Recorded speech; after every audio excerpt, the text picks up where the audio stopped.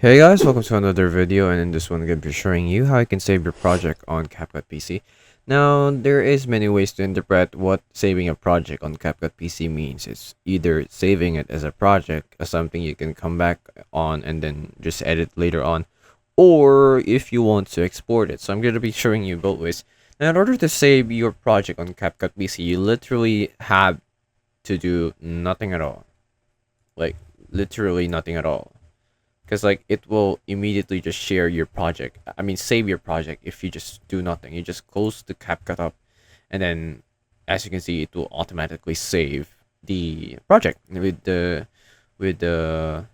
great evening text on the front. To show you that it literally just gets saved and changes, I can even delete the text and then close the app again, and what we'll show here is it without the text.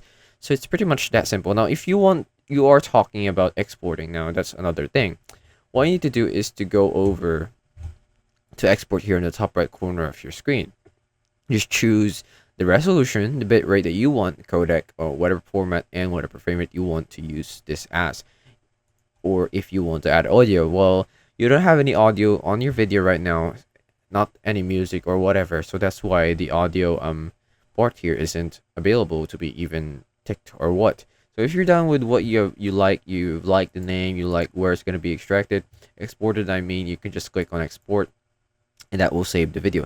It has been saved to your desktop or laptop, and it's really that simple. Now you can just click on open folder to see where the video ended up in, to see what it ends up looking like, and to see if you like what it looks like, with the vibe and all. Well, it's just a simple photo after all. Nothing much changed about it. So is that it? That is it.